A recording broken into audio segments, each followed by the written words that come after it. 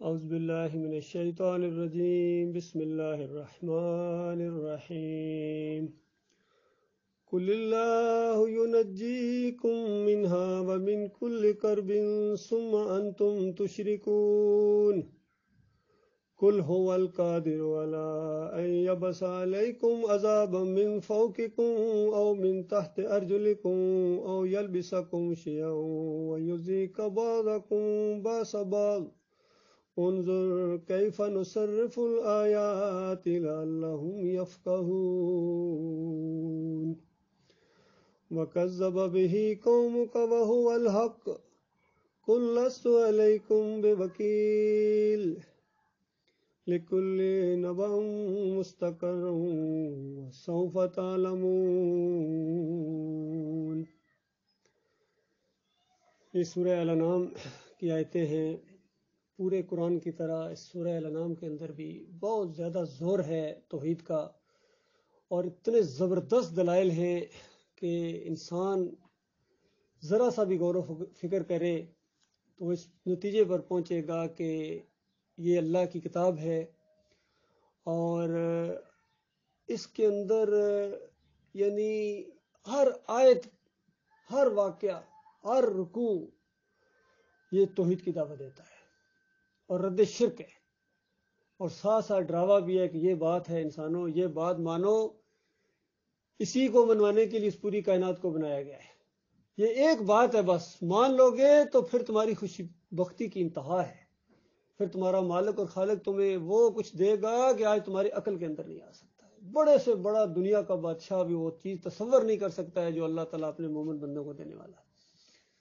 اور یہی ایک وہ بات ہے کہ اگر اس کا انکار کیا تو اس کے بعد اگر دنیا میں تم بڑے سے بڑے بھی بادشاہ رہے ہو، بڑے سے بڑے خوشیوں کے اندر رہے ہو، دنیا کے سب سے زیادہ خوش ترین انسان تم رہے ہو، لیکن مرنے کے بعد اس جہنم کی ایک جھلک دیکھنے کے بعد تم سب کچھ بھول جاؤ گے، سب کچھ بھول جاؤ گے۔ پھر ہمیشہ ہمیشہ کے لیے جب اس کے اندر ڈال دیا جاؤ گے، اس خوفناک جہنم کے اندر، تو پھر سوچو تمہارا کیا بنے گا۔ اور بتایا کہ یہ صرف وہاں نہیں ہے، یہاں دنیا کے اندر بھی ہم اس چیز کو دکھائیں گے کہ اگر اس بات کو نہیں مانو گے تو اس کے بعد دیکھو مالک تمہارا کس بات کے اوپر قادر ہے۔ فرمایا کہ وہ اللہ جس کی بات ہو رہی ہے، قل هو القادر، پوری طرح قدرت رکھتا ہے، کوئی چیز اس کے راستے میں حائل نہیں ہو سکتی ہے اس کا فیصلہ نافذ کرتے ہوئے، کہ وہ تمہارے اوپر عذاب نازل کرے، الا ان یبعثکم عذاب من فوقکم، کہ وہ اپنا عذاب تمہارے اوپر سے نازل کرے، او من تحت ارجلکم، یا تمہارے نیچے سے یعنی زمین سے تمہارے لیے عذاب کو نکالے، او یلبسکم شیعا، یا وہ تمہیں فرقوں میں بانٹے، گروہوں میں بانٹے، قوموں میں بانٹے، ایک دوسرے کو تفریق کر دے، اختلافات پیدا کر دے مالک، وَيُذِيقُ بَعْضَكُمْ بَأْسَ بَعْضٍ، اور ایک کی طاقت کا مزہ دوسرے کو چکھائے پھر۔ یہ بھی اللہ کے عذاب کی قسموں میں سے ایک قسم ہے۔ یہ یہاں 3 عذابوں کا ذکر کیا گیا کہ اللہ تعالیٰ کا عذاب اوپر سے بھی آ سکتا ہے، جس طرح اس سے پہلے قوموں کے اوپر آیا ہے، آسمان سے بارشیں برسائیں اللہ تعالیٰ نے عذاب کے طور کے اوپر۔ ویسے تو بارش رحمت ہے اللہ کی، لیکن جب عذاب کی شکل میں آتی ہے تو انسان اس کو برداشت نہیں کر سکتا ہے۔ قوم نوح کی مثال آپ کے سامنے ہے، کس طرح خشکی کے اوپر سمندر پہاڑوں جیسی موجوں کے ساتھ آ گیا تھا، بتاؤ کون مقابلہ کرے گا۔ اس کے بعد اوپر سے پتھروں کی بارش کی گئی انسانوں کے اوپر اسی شرک کی وجہ سے، اور بتایا کہ یا تمہارے نیچے سے زمین پھٹے اور تمہیں اس کے اندر، یا زمین سے لاوے نکلے تمہارے لیے، اور طرح طرح کے عذاب زمین کے اندر سے نکل کر تمہارے سامنے آ جائیں۔ یہ بھی اللہ تعالیٰ اس کے اوپر پوری قدرت رکھتا ہے۔ اور تیسرا عذاب یہ ہے کہ تمہیں گروہ میں، فرقوں میں بانٹے اور ایک کی طاقت کا مزہ دوسرے کے چکائے۔ اللہ کے بندوں غور کرو، یہ 3 قسم کے عذاب، بڑے عذابوں کا ذکر کیا گیا ہے، اور ایسا لگتا ہے آج اس آخری امت کے اوپر، انسانیت کے اوپر تینوں عذاب گٹھے آ رہے ہیں۔ یہ جو پوری دنیا کے اندر آپ یہ دیکھ رہے ہیں، یہ جنگیں، یہ افراتفری، یہ نفرتیں، یہ زیادتیاں، یہ ظلم اور ناانصافیاں، یہ اللہ کے عذاب ہیں۔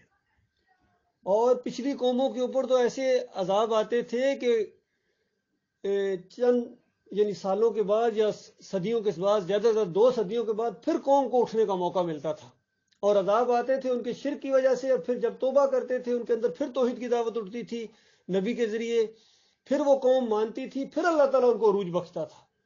لیکن اس آخری امت کے ساتھ تو صدیاں بیت گئی ہیں، یہ عذاب رکنے کا نام ہی نہیں لے رہا ہے۔ تو یہ بہت بڑا ایک بیان ہے اللہ کی کتاب کے حوالے سے کہ اس کے ذریعے دلوں کو ڈرنا چاہیے۔ اللہ کا عذاب ہے ایسی چیز کہ جس کو انسان سن کے ہی دل کانپ جائیں۔ تو آج دیکھیے کیا ہو رہا ہے یہاں یوکرین کے اوپر، کیا ہو رہا ہے، کس طرح اوپر سے میزائلوں کی بارش ہو رہی ہے ان کے اوپر۔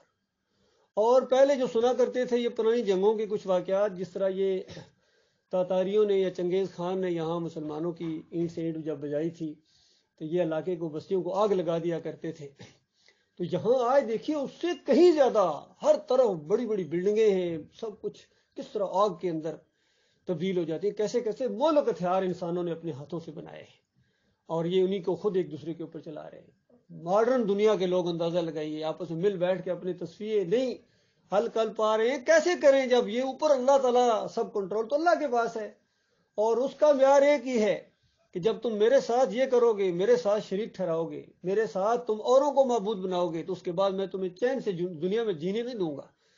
یہ دنیا میں تمہاری افراتفری سے اندازہ لگا لو کہ آگے تمہارے ساتھ کیا ہونے والا ہے، اس کے بعد کیا ہونے والا ہے۔ آج زمین کے اوپر انسانوں نے اللہ کے ساتھ بغاوت کا علم بلند کیا، ہر طرف طاغوت کی بندگی ہے، ہر طرف شرک اور کفر کے ذریعے اللہ کو گالیاں دی جا رہی ہیں۔ کوئی کہے گا اللہ کا بیٹا ہے، کوئی کہتا نہیں بیٹا نہیں، نور کا ٹکڑا ہے۔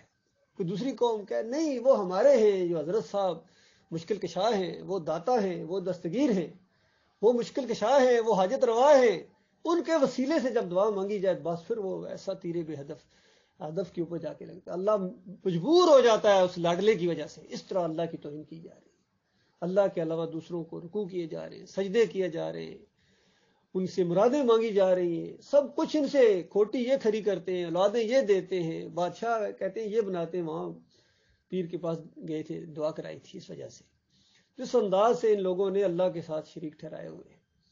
دیکھیے کس طریقے اللہ نے قرآن کے اندر اس بات کو طرح طرح سے ہر اینگل سے اسی نقطے کو سمجھایا ہے۔ اسی سورہ کے اندر بتایا گیا، ہر جگہ دیکھیے اللہ کی جس انداز سے فرمایا وہ هو القاہر فوق عبادی، وہ اللہ بندوں کے اوپر پوری طرح قدرت رکھتا ہے، وَهُوَ الْحَكِيمُ الْخَبِيرُ، اور وہ حکمتوں والا ہے اور ایک ایک چیز کے اوپر نگاہ رکھے ہوئے خبردار ہے، کوئی چیز اس سے اوجل نہیں ہے۔ لیکن جو معاملات کرتا ہے حکیمانہ کرتا ہے، وہ جلدی نہیں کرتا ہے، اور جو ہے خبر کے ساتھ کرتا ہے، لا علمی میں نہیں کرتا ہے۔ قل ان کو کہو ایو شیء اکبر الشہادہ، بتاؤ کس کی شہادت بڑی ہے، اللہ کی گواہی، ایک طرف اللہ کی بات ہے اور ایک طرف انسانوں کی بات ہے، گواہی دی جا رہی ہے کسی چیز کی، تو بتاؤ کس کی بڑی گواہی ہے۔ قل اللہ، کہو اللہ کی۔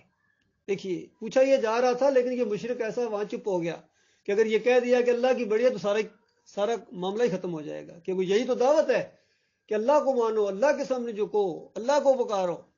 اور ایک سوال پوچھا گیا ہے تو اگر ہم نے کہہ دیا اللہ، تو اس کا مطلب ہمارے جس طرح چپ ہو گئے، مالک فرماتا ہے یہ چپ ہو گئے، تم بولو اللہ کی، اس طرح چڑھ کے دعوت دو، توحید کی دعوت دو، ذرا برابر پیچھے ہٹنے والا معاملہ نہیں ہے، بڑھ کے اس طرح آنکھوں میں آنکھیں ڈال کے قل اللہ، کہو اللہ کی، شہیدم بینی و بینکم، میرے اور تمہارے درمیان گواہی ہے اللہ تعالیٰ کی۔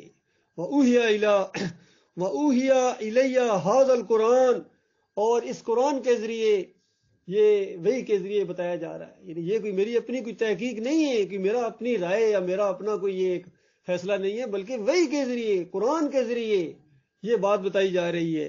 لِيُنذِرَكُم بِهِ وَمَن بَلَغَ، اور تاکہ ان کو ڈرایا جائے، اور جہاں جہاں تک یہ آواز پہنچے، جہاں جہاں تک یہ بات پہنچی، کل ان کے سامنے تھی، آج ہم تک پہنچی ہے، اسی اللہ نے پہنچائی ہے، یقین کیجیے انسانوں کے ذریعے پہنچائی ہے اس بات کو۔ ایک بات ہے جو لوگوں کے سامنے آ رہی ہے، اس کے بعد گواہی دینی ہے انسانوں نے، یا تو کہنا کہ یہ صحیح ہے یا کہنا غلط ہے۔ تو بتاؤ ایک بات پوچھی جا رہی ہے، اَإِنَّكُمْ لَتَشْهَدُونَ أَنَّ مَعَ اللَّهِ آلِهَةً أُخْرَىٰ، کہ بتاؤ کہ اللہ کے علاوہ کوئی اور الہ بھی ہیں۔ یہ ایک سوال ہے، اس وقت ان مشرکین مکہ سے ایک سوال کیا جا رہا تھا، اور آج ان لوگوں کے سامنے، ساری انسانیت کے سامنے، اسی لیے تبلیغ کے لیے کہا گیا تھا کہ سب کے سامنے یہ بات پہنچے، اور یہ بات پہنچتی ہے کیونکہ اس کا ذمہ اللہ نے لیا ہے. ہم نہ کریں، کوئی اور کے ذریعے اللہ تعالیٰ کر دے گا. اللہ نے کرانا ہی کرانا یہ معاملہ. اس بات کو، اس سوال کو انسانیت کے سامنے پہنچنا ہی پہنچنا ہے کہ بتاؤ کیا تم یہ گواہی دیتے ہو کہ اللہ کے علاوہ کوئی اور داتا ہے، کوئی اور دستگیر ہے، کوئی اور مشکل کشا ہے، کوئی اور حاجت روا ہے؟ بتاؤ اللہ کے علاوہ کوئی اور ہے واسطے وسیلے والا، کوئی اور ہے رکوع اور سجدے والا؟ بتاؤ کوئی اور ہے اللہ کے علاوہ؟ گواہی دیتے ہو. تو اس کے بعد یہاں بھی وہی معاملہ ہے کہ یہ بے ایمان تو گواہی دینے پر تیار ہو گئے. کتنوں نے گواہی دی ہے، ہاں اللہ کے علاوہ اور داتا ہے، یہ دستگیر ہے، یہ مشکل کشا ہے، یہ واسطے وسیلے ہیں، یہ گواہی ہے گویا ان کی. یہ جو مشرکانہ گواہی دے رہے ہیں یہ باطل گواہی دے رہے ہیں. اور نبی علیہ السلام سے کہا جا رہا ہے کہ تم کہو کل لا اشہد، میں نہیں گواہی دیتا ہوں کہ اللہ کے علاوہ کوئی اور بھی ہے. اللہ کے علاوہ کوئی اور بھی پکارنے کے لائق ہے، کوئی اور بھی رکوع سجدے کے لائق ہے، کوئی اور بھی واسطے وسیلے کے لائق ہے، کوئی اور بھی نظر و نیاز کے لائق ہے، 11ویں کی شکل میں یا 12ویں کی شکل میں یا محرم کی سبیلوں کی شکل میں. ہر دور کے مشرک کسی طریقے سے اپنے شرک کا اظہار کرتے ہیں. تو بتایا میں بالکل گواہی نہیں دیتا ہوں. کل انما ہو الہ واحد، میں تو اس بات کی گواہی دیتا ہوں کہ وہ الہ، وہ معبود، وہ تو بس ایک ہے، اکیلا ہے. وَإِنَّنِي بَرِيءٌ مِّمَّا تُشْرِكُونَ، اور میں بالکل بری ہوں، بیزار ہوں. میں بالکل اعلان کرتا ہوں اس بات کا کہ میں شرک سے بالکل بیزار ہوں. نفرت ہے میرے دل کے اندر، گویا میں بالکل ایک ہر وقت اسی کے خلاف میں رہتا ہوں. اور اگر کوئی مجھے پریشانی ہے بس صرف اسی چیز سے پریشانی ہوتی ہے کہ ہر جگہ یہ اللہ کے ساتھ جو شریک ٹھہرائے جا رہے ہیں، یہ گالیاں دی جا رہی ہیں اللہ کو، یہ چیز ہے. میں اس سے بالکل نفرت اور بیزاری کا اعلان کرتا ہوں. اور جن جن لوگوں نے اور جن جن گروہوں نے اس کو بڑھایا ہے آگے، چاہے وہ مر چکے ہوں، بڑے ہوں، تمہارے اکابرین ہوں، انہوں نے اگر اپنی کتابوں کے ذریعے اس کو پھیلایا صدیوں پہلے، جو خبر میرے تک پہنچی ہے، میں ان سے بھی بیزار ہوں. میں ان سے اللہ تعالیٰ کا اظہار کرتا ہوں. تمہارے بڑے صحیح لیکن میرے نزدیک وہ بالکل حقیر ہیں. اور تمہارے سارے فرقے جو اس کو آگے پھیلا رہے ہیں، چاہے یہودیت ہو، نصرانیت ہو، دیوبندیت ہو، اہل حدیثیت ہو، بریلویت ہو، صوفیزم کا یہ سارا فلسفہ مشرکانہ، عبد القادر جیلانی کے ملفوظات ہوں، اور علی جوہری کی کتابیں ہوں، مجدد الفسانی کے ہوں، محی الدین چشتی کے ہوں، جتنے ہوں، حضرت ہوں یا اعلیٰ حضرت ہوں یا ابو العلا کے فلسفے ہوں، میں سب سے بیزاری کا اعلان کرتا ہوں. بالکل میرا ان مشرکوں سے کوئی تعلق نہیں ہے. یہ نہیں کہ صرف تعلق نہیں ہے بلکہ میں ان کا دشمن ہوں. یہ میرے دشمن ہے، میں ان کا دشمن ہوں. میں انشاءاللہ اپنی حد تک، اپنی آخری حد تک جاؤں گا ان کے خلاف. ان کے دین کو ختم کرنے کے لیے، مٹانے کے لیے انشاءاللہ سر دھڑ کی میں بازی لگا دوں گا. اس انداز سے نبی علیہ السلام سے کہا گیا اور صحابہ کرام نے اس کو پیش کر کے دکھایا ہے. ہم ان کے نقش قدم پر چلنے والے ہیں، ہم ان کے امتی ہیں. نبی صلی اللہ علیہ وآلہ وسلم کی سب سے بڑی سنت، سب سے بڑی سنت، اصلی سنت جو انبیاء کی بھی سنت اور آخری نبی محمد صلی اللہ علیہ وآلہ وسلم کی سنت، سب سے بڑی توحید کو ماننا، اللہ کی وحدانیت کو ماننا ہے، اللہ کو اکیلا ماننا ہے. اور پھر دوسری سنت اسی کے اوپر جم جانا ہے. یہ ہے جماؤ، اصل چیز ہے. یہ نہیں کہ ماننے کے بعد پھر پھسل جاؤ، یہ تو اور بڑا جرم ہو جائے گا کہ مانا پوری طرح دل بھی کھول دیا، اللہ تعالیٰ نے ایمان کی برکتیں دل کے اندر اتار دی، محسوس کر لی، پھر اس سے پیچھے ہٹ جانا، یہ تو بہت بڑا جرم ہے. اس کے اوپر ڈٹ جانا، یہ ہے نبی صلی اللہ علیہ وآلہ وسلم کی سنت. اور اس حد تک ڈٹے ہیں، ایسی مثال قائم کر کے گئے ہیں اپنے بعد والوں کے لیے قیامت تک کے لیے. کہا کہ ایک ہاتھ پر سورج رکھ دو، ایک ہاتھ پر چاند رکھ دو، جو بظاہر ناممکنات میں سے ہے. اگر یہ بھی بنا کوئی کہتے بھائی ایک ہاتھ میں سورج رکھ دو، پھر میں یہ بات نہیں کروں گا، تو یہ بھی نہیں وہ کر سکتے تھے. لیکن کہا گیا یہ تم کر دو، دیکھو جو ناممکنات میں سے ہے، لیکن میں پھر بھی نہیں ہٹوں گا. میں پھر بھی، یا میری جان جائے گی اس راستے کے اندر، اور یا یہ دین غلبہ پکڑے گا. اور پھر دعوتیں اس انداز سے بشارتیں بھی دی گئی کہ یہ دین دعوت یہ غلبہ پکڑے گی، اس نے ہونا ہی ہونا ہے، ایک شرط کے ساتھ، وانتم الاعلون ان کنتم مؤمنین. تم مومن بن جاؤ، تم اللہ کی بات کے ماننے والے بن جاؤ. تم تعداد کی طرف نہ دیکھو، تم وسائل کی طرف نہ دیکھو، تم دیکھو تو صرف اپنے مالک اور خالق کی طاقتوں کی طرف دیکھو، کتنا قدرت والا ہے. کوئی ایک بھی ایسا نہیں ہے جس کی چوٹی اللہ نے نہیں پکڑی ہوئی ہے، یاد رکھیے. وہ سب کے اوپر قاہر ہے، فوق عباد، اپنے بندوں کے اوپر پوری قدرت رکھتا ہے. ان سارے جتھوں کے اوپر، ان ساری قوموں کے اوپر، ساری فوجوں کے اوپر، سب کے اوپر اللہ تعالیٰ سارے بدماشوں کی چوٹی اس نے پکڑی ہوئی ہے. کوئی اس سے باہر نہیں ہے، یاد رکھیے. کوئی کچھ نہیں کر سکتا ہے. اللہ کے بندوں، اگر توحید کی دعوت تم اٹھاؤ گے تو کچھ بھی نہیں کر سکتے. اس کے سامنے سب سرنڈر ہوں گے انشاءاللہ. اللہ کا دین غالب ہو کے رہے گا اس زمین کے اوپر. ایک وقت آنے والا ہے قیامت آ ہی نہیں سکتی جب تک یہ منظر یہ زمین نہ دیکھے کہ زمین کے اوپر ایک کافر و مشرک نہیں ہوگا. 7 سال تک یہ فضا قائم رہے گی. یہ اللہ کے سچے رسول کی سچی پیشن گوئی ہے. یہ تو اللہ کا لاکھ لاکھ شکر ہے مالک کا کہ ہم اس دعوت کا ایک جو حصہ بن گئے ہیں. یہ اللہ نے ہمارے اوپر احسان کیا ہے. ہم یہ نہیں کہ بڑی ہم تحقیق کر رہے تھے, بڑے سوچو بچار میں پڑے ہوئے تھے, بڑی مشکلوں, اور اس کے بعد بڑے ہم سمجھدار ہیں, بڑے ہم نے جناب یہ کوئی تیر مارا. نہیں, کچھ بھی نہیں ہوا ہے. یہ ہمارے مالک اور خالق نے, ہمارے تو ارادے ہی اور تھے, ہم کہیں اور جا رہے تھے, پکڑ کے مالک نے ہمیں اس طرف کر دیا, ادھر آؤ میرے بندو. یہ ہے, یہ عنایت, یہ سلیکشن ہوئی ہے مالک کی, نام لے کر سلیکشن ہوئی ہے. کتنا بڑا احسان مانا جائے اللہ کا. اللہ کا لاکھ لاکھ شکر ہے. مالک نے ایمان کی محبت دل کے اندر ایسی ڈال دی ہے, ایسی رچ بس گئی ہے کہ ایمان ہمارا اڑنا بچھونا بن گیا ہے. ایمان ہمارا محبت کا, دوستی اور دشمنی کا ایک معیار بن گیا ہے کہ جو ہمارے مالک کا بندہ ہے وہ ہمارا دوست ہے, وہ ہماری جگری. وہ چاہے امیر ہے, چاہے غریب ہے, کوئی بھی ہے, خوبصورت ہے, بدصورت ہے, گورا ہے, کالا ہے, جو اس ایمان کو ماننے والا ہے وہ ہمارے جگر کا جگری دوست ہے, وہ ہمارا یار ہے, وہ دوست ہے ہمارا. اور جو اس ایمان کو نہیں مانتا ہے, چاہے دنیا کے خزانوں کا مالک ہے, خوبصورت ترین چمڑی رکھتا ہے, بڑے اونچے خاندان کا سمجھے جانے والا, بڑی ڈگریوں کا حامل ہے, اگر ایمان کا وہ دشمن ہے, ایمان کو نہیں مانتا ہے, ہمارے نزدیک حقیر ہے, بالکل کوئی اس کی ویلیو کو نہیں. ہمارا رشتہ دار ہو, سگا بھائی ہو, باپ ہو, ماں ہو, بیٹا ہو, بیوی, جو بھی ہے, کوئی ناراض ہو اللہ کے معاملے میں, کسی پر چوٹ لگے اللہ کے معاملے میں, یہ ایمان ہے اللہ کے بندو. کل قیامت کے مالک اس بندے کو اٹھایا کہ یہ دیکھو اس کو, یہ 2 عالم سے خفا میرے لیے تھا, یہ میرے لیے سارے معاملات کرتا تھا. الحب للہ والبغض للہ کہنا بڑا آسان ہے, عمل کرو گے تو پتہ چلے گا اس کے اوپر. جب عمل کرو گے پھر چھوٹے اور بڑے کا لحاظ نہیں کرنا ہے. اس انداز سے معاملہ, جب توحید کی دعوت اٹھے اس انداز سے اٹھے, یہ اٹھنی چاہیے, یہ اٹھی تھی. اس سے پہلے دعوت نے رنگ لائے ہیں.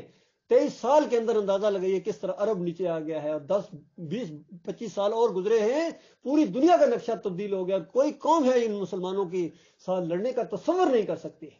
اس طریقے سے یہ دعوت آگے بڑھی تھی, لیکن مخلصین کے ذریعے بڑھی تھی.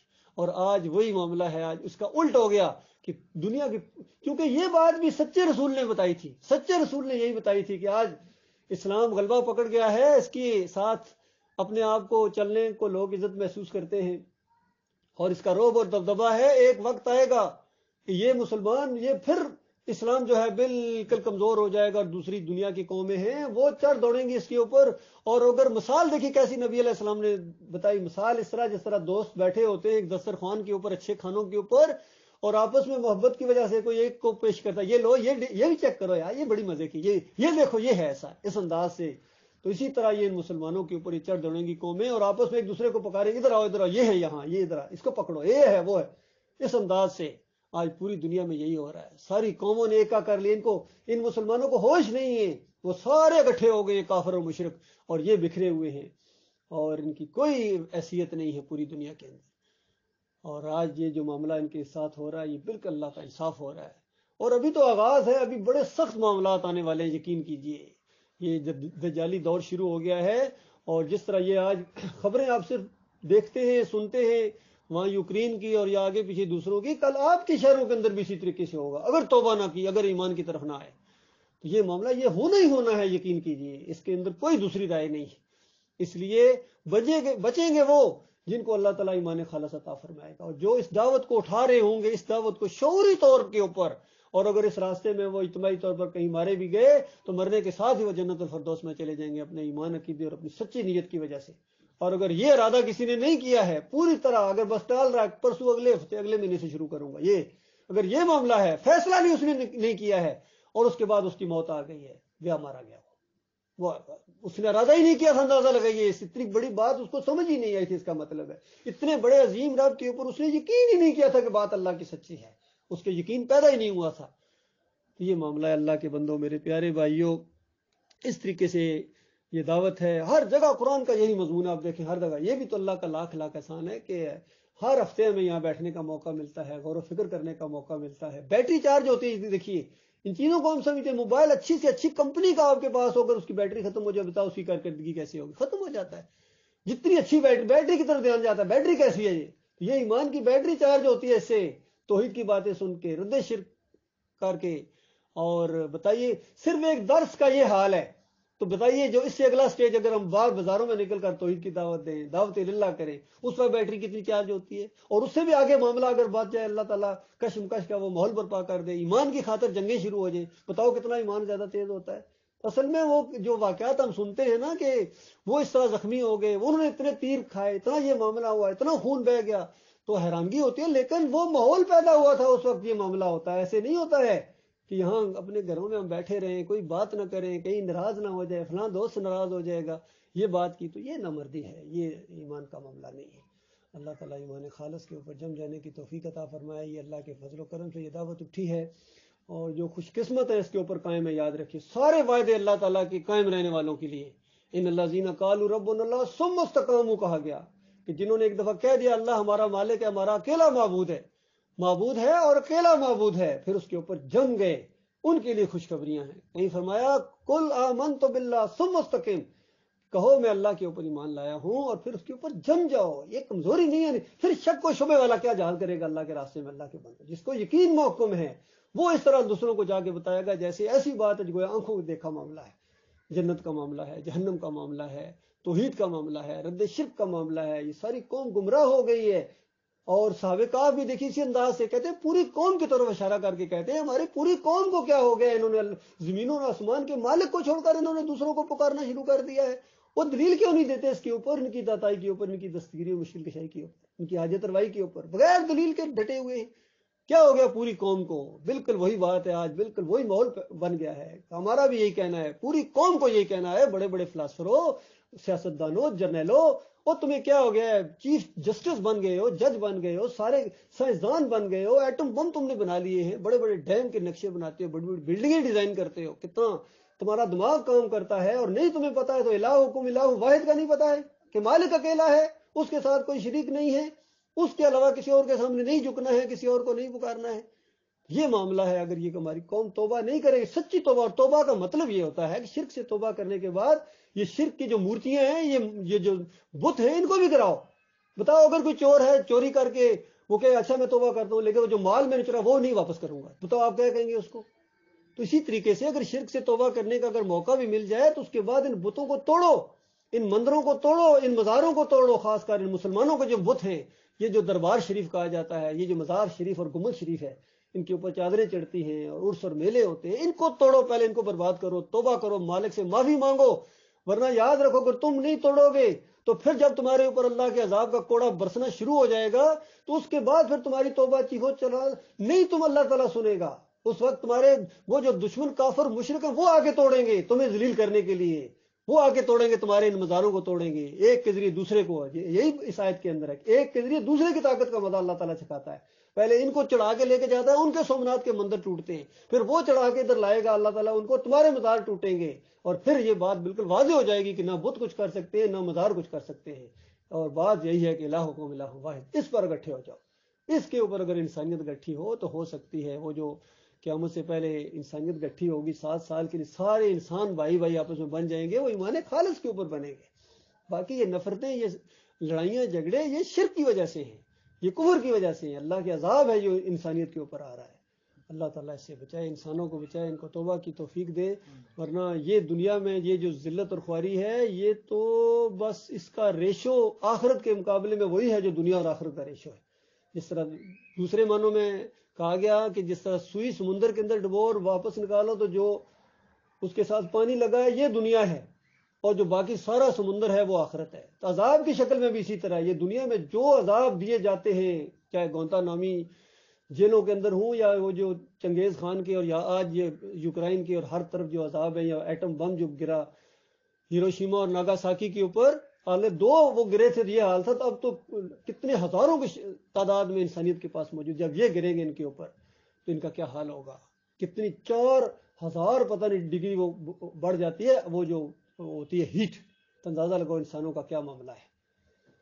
تو یہ جو سارے یہ عذاب ہیں، یہ آخرت کے مقابلے میں اس کی یہ حیثیت ہے. تو آخرت میں جو عذاب آنے والا ہے انسانوں کے اوپر، وہ بڑا ہی خوفناک ہے، سخت ہے، اس سے بہت آگے ہے، اور وہ شرک کی وجہ سے ہے. اس وقت پتہ چلے گا ایمان کیا چیز ہے، اور یہ جو بھائی توحید کی طرف بلاتے تھے یہ کتنے بڑے خیر خواہ تھے ہمارے، اس وقت یاد آئیں گے.